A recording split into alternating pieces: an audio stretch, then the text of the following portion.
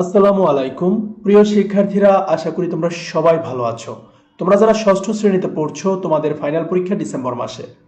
So তোমাদের বিজ্ঞান বই কিভাবে তোমরা পড়বে, এবং তোমরা জানো বিজ্ঞানে দুইটা বই, একটা হচ্ছে অনুশীলনী বই, একটা অনুসন্ধানী বই। তাহলে তোমরা কিভাবে পড়বে? তোমরা জানো অনুশীলনী বই মূলত এখানে কিন্তু তেমন কোনো ইনফরমেশন নেই, এটা মূলত পড়তে হয় অনুসন্ধানী বই দিয়ে।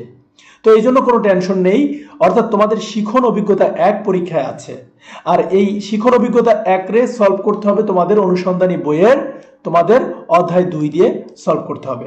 তাহলে চলো আমরা এই অধ্যায় থেকে কি কি বহু নির্বাচনী আসবে, অর্থাৎ ক বিভাগে কি কি প্রশ্ন আসবে আমরা একটু দেখে নেই। এখানে আমি যা বলবো এটা ফলো করলেই চলবে। দেখো, 1 নম্বরে হচ্ছে টলেমি পেশায় কি ছিল, অর্থাৎ জ্যোতির্বিদ। ক্যাথলিক চার্চ কত সালে গ্যালিলিওকে ক্ষমা করেছিল? 1992 সালে।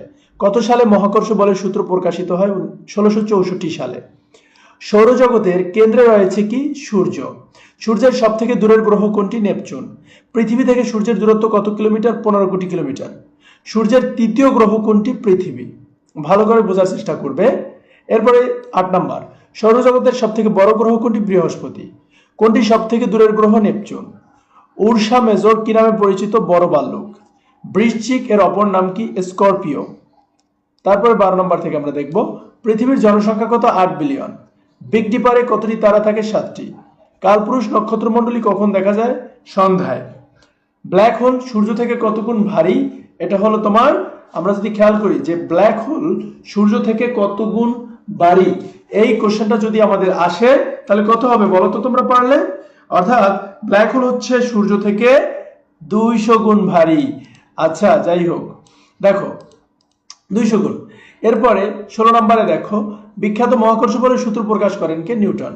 নিউটনের মহাকর্ষ বলের সূত্র প্রকাশিত হয় কত সালে? 1664 সালে। সৌরজগতের কেন্দ্রে কি আছে? সূর্য। তারপরে সূর্য পৃথিবী থেকে কত কিলোমিটার দূরে অবস্থিত? 15 কোটি। কোন গ্রহের বায়ুমণ্ডল আছে? এখানে বায়ুমণ্ডল হবে, বানানটা একটু মাথায় রাখবা। বায়ুমণ্ডল আছে, এটা হচ্ছে শুক্র গ্রহের। শুয়ে থেকে শুক্রকে প্রদক্ষিণ করে কোন গ্রহ? তোমার ইউরেনাস। বলয় গ্রহ কোনটি? শনি।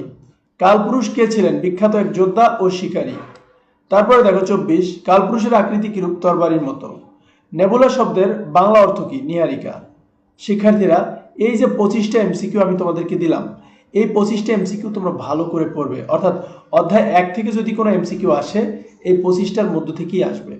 তোমাদের এরকম প্রত্যেকটা চ্যাপ্টার ওয়াইজ ভিডিও আমি আপলোড করব ষষ্ঠ শ্রেণীর। তো তোমরা কি করবে? তোমরা অবশ্যই এই যে ফেসবুক পেজটি আছে ফলো করবে, এবং ইউটিউব চ্যানেল আছে টিচিং রুম নামে, সেটাকে সাবস্ক্রাইব করবে, এবং প্রতিনিয়ত আমি ভিডিও আপলোড করব। ইনশাআল্লাহ তোমরা সবাই ফাইনাল পরীক্ষায় ভালো রেজাল্ট করবে, এই আশাবাদ রেখে এখানে শেষ করছি। আল্লাহ হাফেজ।